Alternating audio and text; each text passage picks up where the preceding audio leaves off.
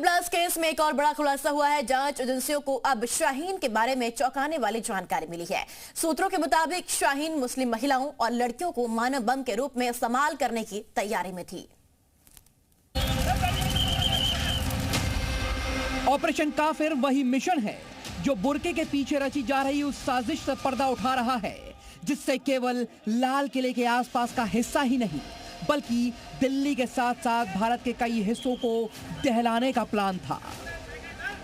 जैश की लेडी आतंकी doctor Shaheen Burke के पीछे इस साजिश को अंजाम देने के लिए दिन रात खामोशी से काम कर रही थी, लेकिन ऐसा कुछ हो पाता उससे पहले ही ऑपरेशन काफिर उसकी गिरफ्तारी के साथ ही दफन हो गया।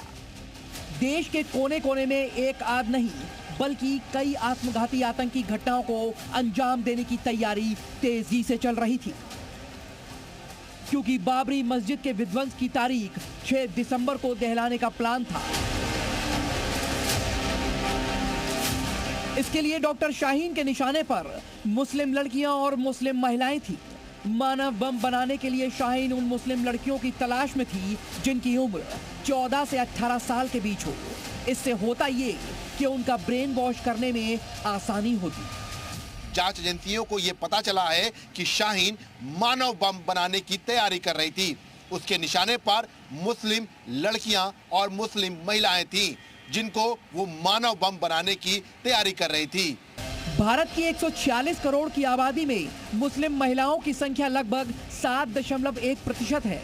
सोचिए, अगर इस आबादी का कुछ हिस्सा भी मानव बम में बदल जाता तो कितना बड़ा आतंकी हमला हो सकता था, कितनी जानें जा सकती थी। लेकिन यहाँ सवाल ये खड़ा होता है कि क्या आतंकी शाहीन ऑपरेशन काफिर के तहत यूपी में लड़कियों की तलाश कर रही थी? क्या वो हरियाणा से लड़कियों को तलाश कर रही थी? क्या वो दिल्ली से लड़कियों को ढूंढ रही थी, ताकि अलग अलग राज्यों में लेडी सुसाइड बॉम्बर के जरिए देश में आतंकी गतिविधियों को आसानी से अंजाम दिया जा सके, जिससे आतंकी हमले का असर बड़ा हो। आसान भाषा में कहें तो आतंकी शाहीन बुर्के वाली आतंकियों की ब्रिगेड बनाने की कोशिश में थी।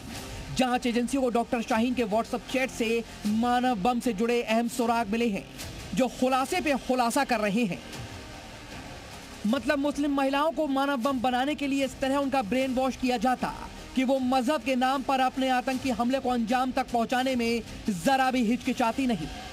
यानी बहुत ही शातिराना तरीके से मुस्लिम महिलाओं को मानव बम बनाने का जिम्मा आतंकी डॉक्टर शाहीन ने उठाया था। विशाल रघुवंशी, जी मीडिया, दिल्ली।